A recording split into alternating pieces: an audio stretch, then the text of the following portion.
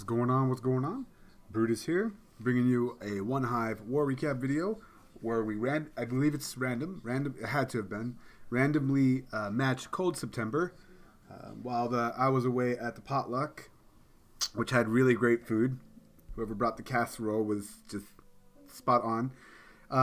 Really great showing from, I joke, really good showing from Cold September. It was not a fair breakdown. I believe we had extra 11s.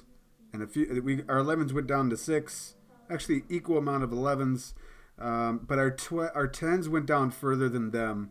We had 10s down to 17, and theirs did not. So anyway, still a really great war. Talking about like what one side did to the other really isn't what I want to recap this war. I mean, it's 83 to 79. If it wasn't an even matchup, why spend the time going over the details, right? It wasn't a fair match. But I do have great replays that I want to share from this. And then, of course, respect out to Cold September. Hope you guys have a Merry Christmas. Let's start with 15. We have Grand Witch Addy doing 2 heal and 32 loons. With, I believe it's 2 hounds, 1 max in the CC. This is another variation of the Lalo that is basically post-update.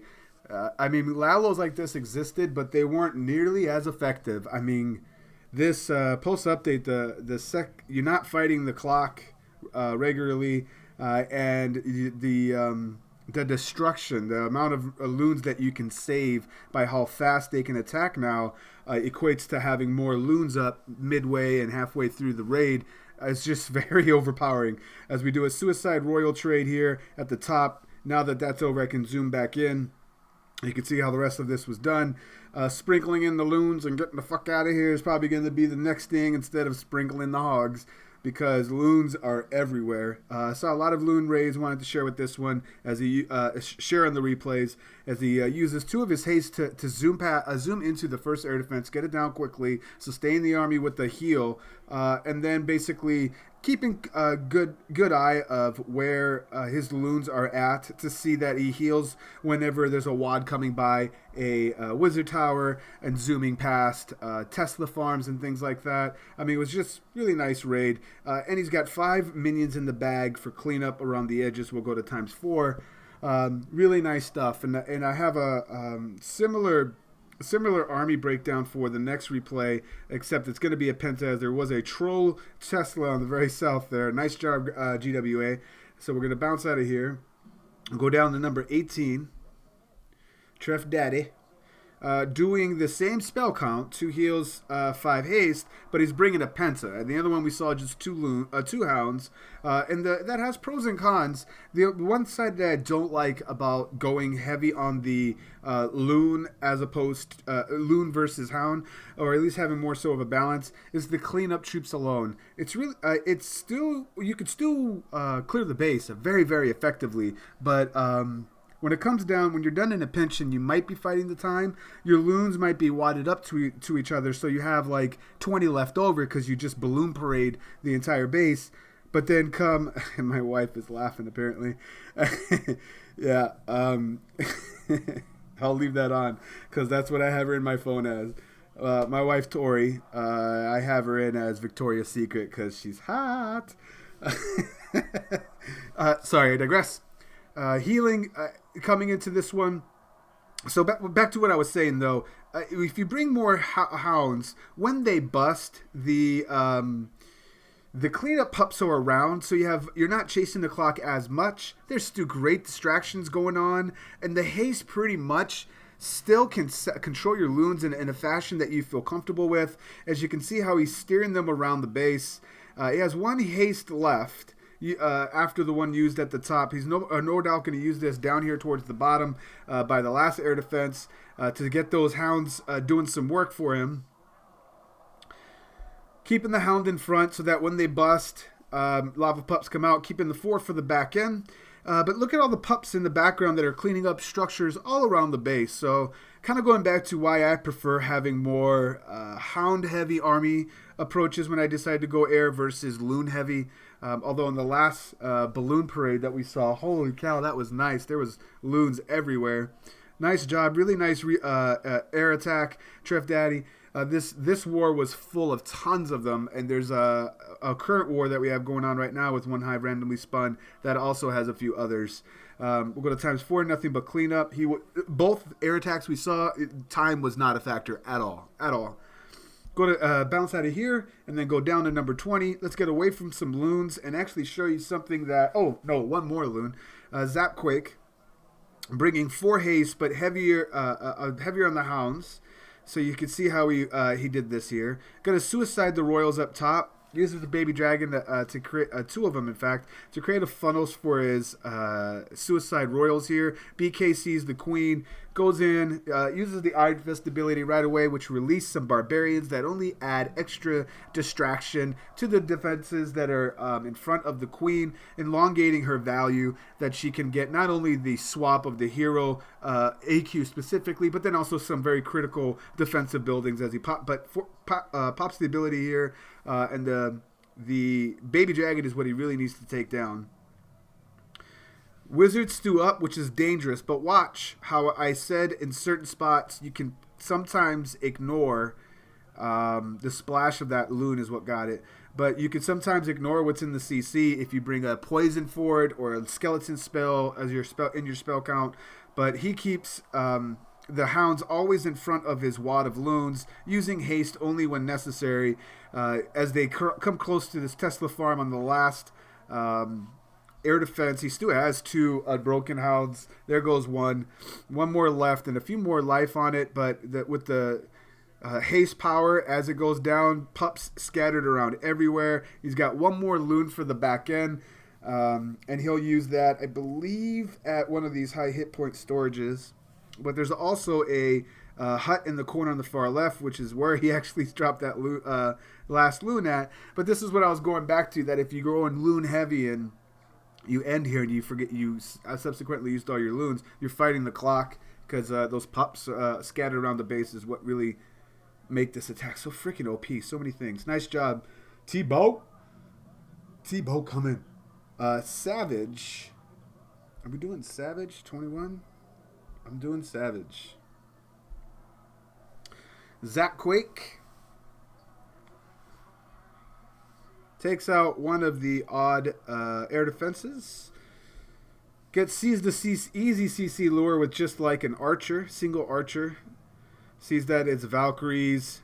And the baby dragon is the only thing he's worried about. So he puts down a poison for that.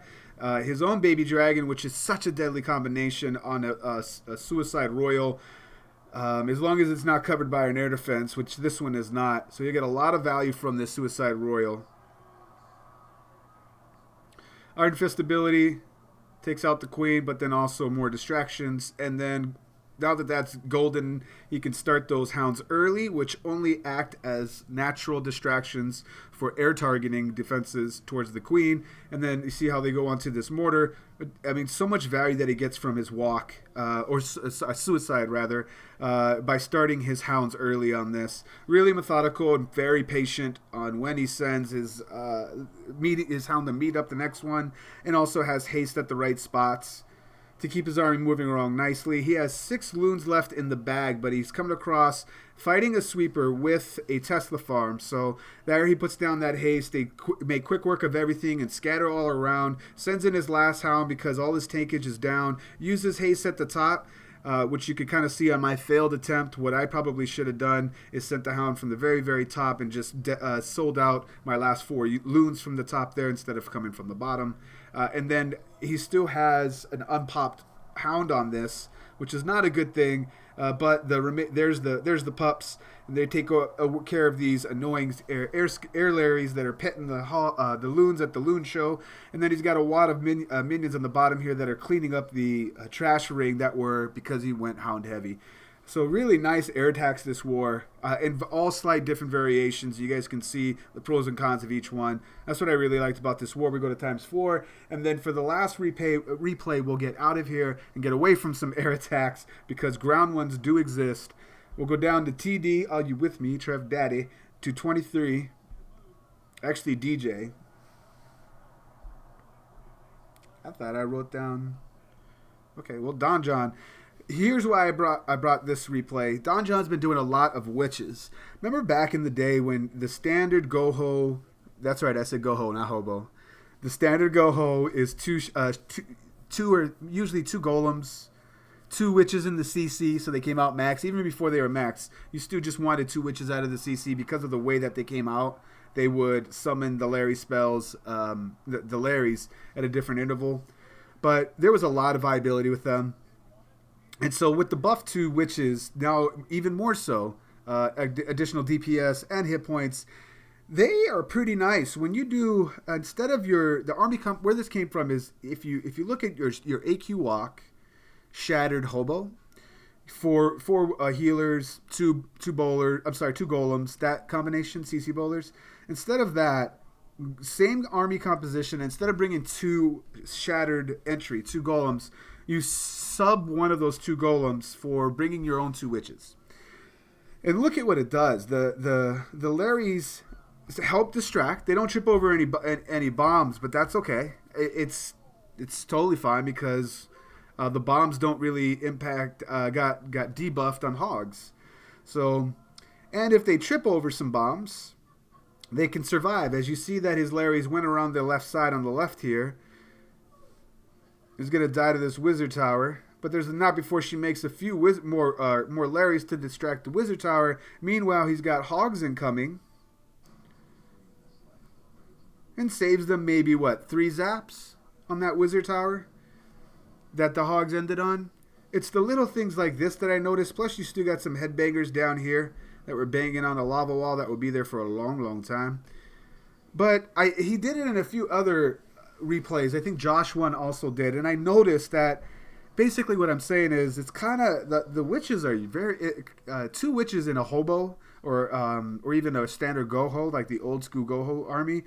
They never were bad even after all the updates, but their OP-ness came back quite a bit. Is what I noticed after this update, that there are a lot more viable after the first nerf to the witches just nerfed them into the ground where nobody used them when they said, the Larrys don't trip over bombs anymore. Since then, 2 updates later, I think they're in a good spot. But hopefully you enjoyed those Town Hall 9 raids. Unfortunately, I do not have any 10 on 10, that sweet, dirty 10 on 10 action to share with you for this war.